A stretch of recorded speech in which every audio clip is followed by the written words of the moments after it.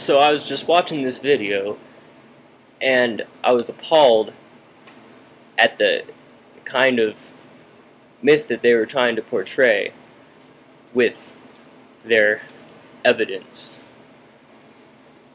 Of course, if you've seen this video, you know it's talking about two separate incidents where marijuana-induced persons created fatal accidents in their automobiles.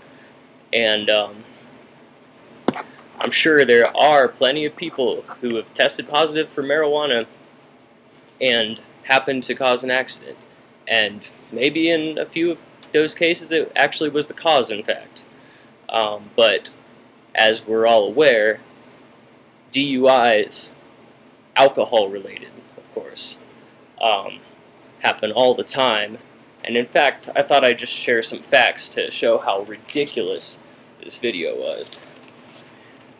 Okay, here's some statistics for you. Out of all the fatal drivers, you know, fatal accident-causing drivers, over 50% of them tested positive for alcohol. Now, as for marijuana,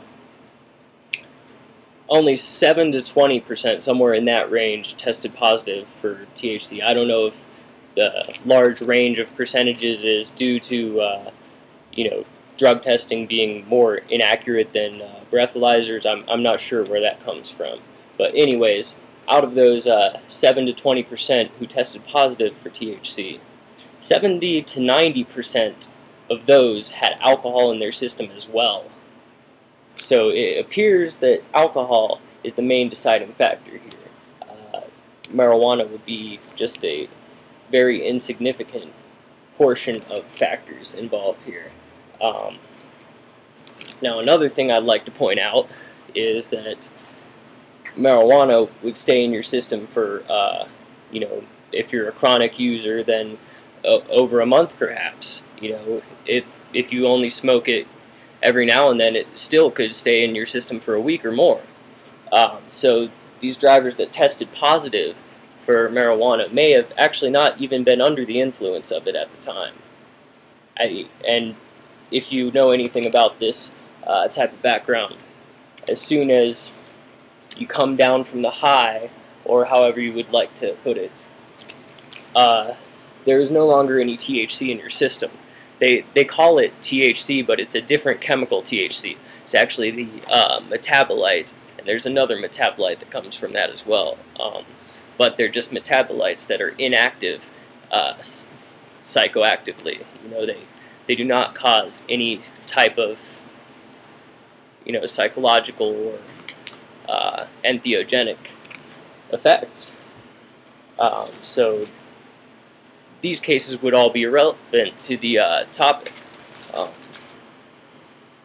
And with alcohol, you know, I don't know if they were doing blood tests for alcohol. I believe that can stay in your system for another day or two. But if they're just breathalyzed, then that only applies to if you're still currently drunk or it's still currently flowing through your system and stuff. So that really, you know, if you were drinking a lot one night and, you know, you're just hungover the next day and that causes you to have an accident, that would not be counted as alcohol related. So there's probably more alcohol related deaths than even the ones that are portrayed by these statistics. And also, as you probably know, there's something like 80,000, I think, people die a year just, you know, in total from alcohol. And of course, with cigarettes, you know, it's exponentially greater. So basically, that's about all I wanted to say, I guess. Just that this video I'm responding to is absolutely ludicrous, and anyone who would believe it, at least after doing the research, would be quite a complete idiot.